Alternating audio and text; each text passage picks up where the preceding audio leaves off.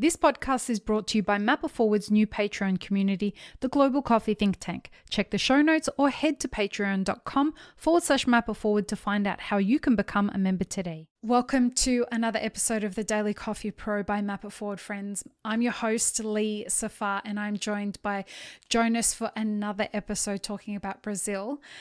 We were talking about frost in the last episode, and now we're going to talk about exactly how that ended up affecting the trees and the cherries and the yield and etc, etc, etc.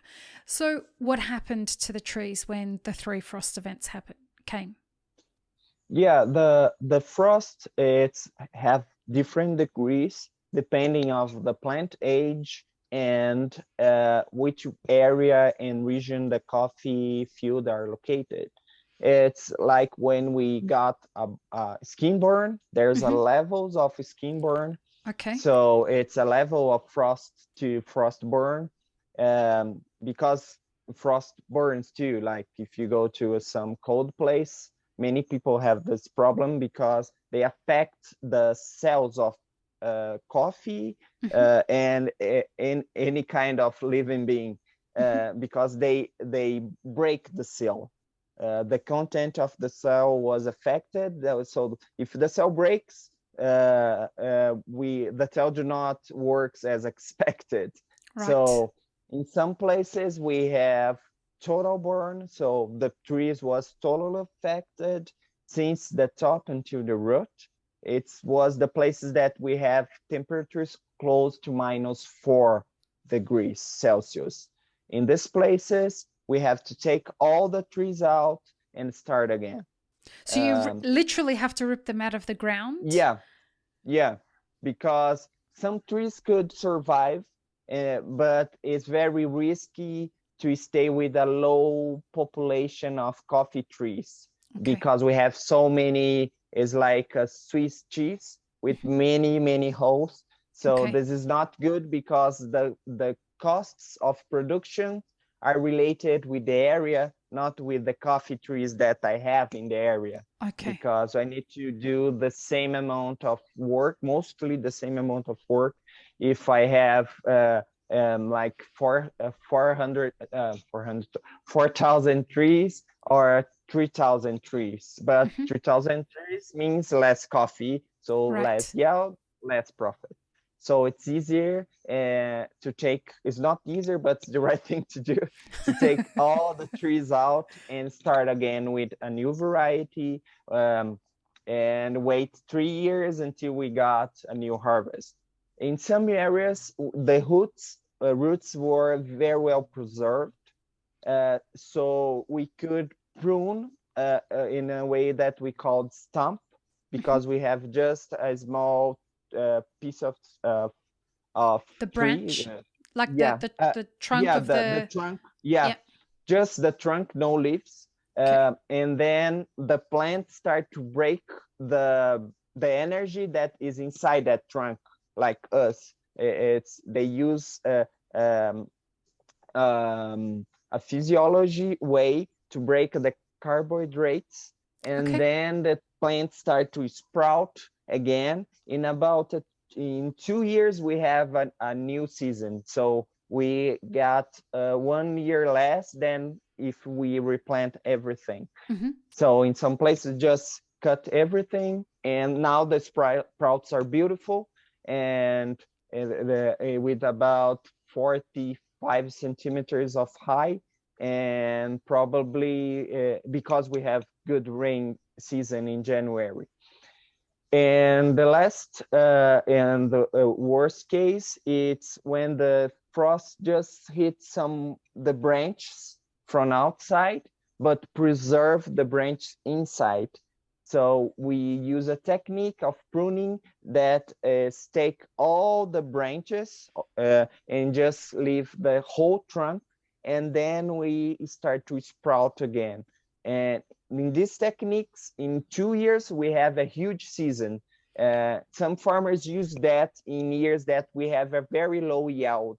So instead of harvesting the low yield, the farmer prune everything in order to have a huge yield in the next season. So this is the three levels that I think it's important to understand what happens in the coffee trees. Just to get an idea, the number says that we have about 2 millions of hectares of coffee area, and about 200,000 hectares was affected by frost in some way in different levels. So about 10% of the area was affected by frost. And was the majority of that leaning towards minimally affected or seriously affected? About, let me say, 60 to 70% was affected in a way that the yields from the next year was really damaged by frost. Most of the area was in these 200,000 hectares was affected in order to reduce the yields. And the major problem, like take all the trees out, is maybe about 20%. Most of the farmers could use some prune technique to save the field. 20% of the 200,000, not 20% of the total Yeah. production. Okay. Yeah, which was like worst affected. And in a coffee producing country like Brazil, it being the largest producer of coffee in the world, it's not insignificant, right? 20% is still a reasonable amount of damage if producers have to pull out trees and wait 3 years to start. And question, and I forgive my naivety before I ask this question, but I'm not an agronomist. When it hits the 3 years, is it usually an up year, or is it usually a lower year? Oh, it's depending. Now we are, in my opinion, I saw maybe an inversion of up year and down year this season, because last year we have a lower season with about, like I said, I think 46 million or 48 million bags. And the expectation for this season, it's about 55 million bags. But the coffee is very healthy for the next season, 2023.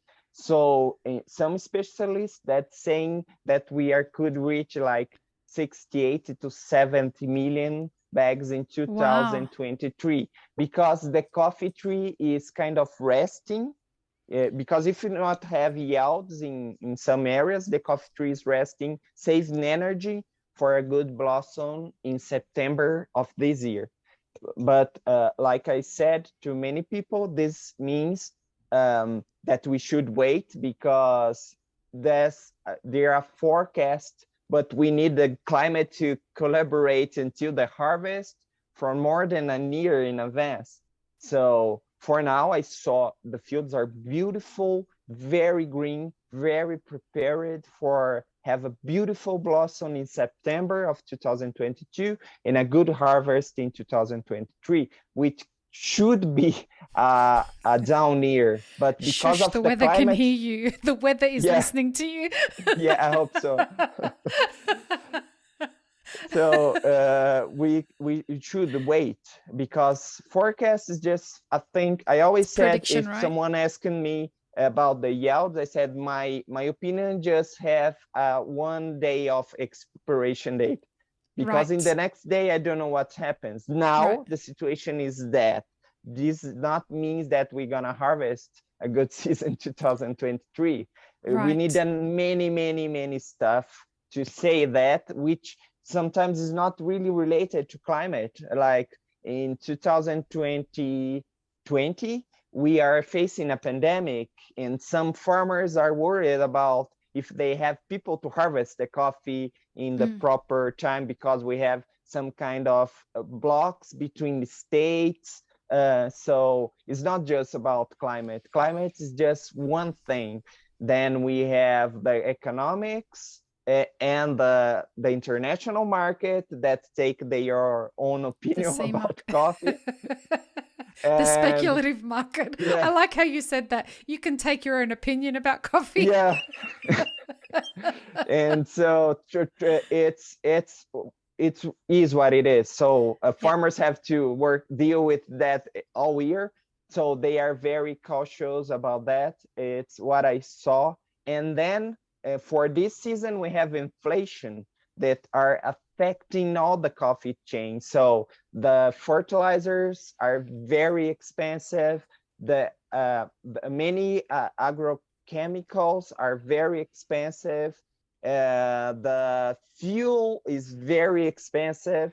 The Brazilian currency was devaluating for a long time. Now it's starting to get better. So the farmer are selling coffee in a beautiful price now, but they are not as happy they should be because the costs are very high, right. And the next season will be not so great. So it's not just about the international price. It's a lot of stuff that's happening around to see if we have 7 million bags or not in 2023. Well, hold on to your hat because there's a world war on our doorstep and a global financial collapse. So, you know, what else could go wrong, right? Yeah, just normal stuff. Normal stuff. Yeah. Let's talk about inflation and the consequences of the frost and all the other normal stuff in the next episode. Yeah. On that note, peace, love, and peanut butter. Have an amazing rest of your day, everyone. Thanks, friends. If you enjoyed this video, here's what you should check out next. Consider supporting Map It Forward on Patreon and be sure to subscribe and hit the notification bell before you leave.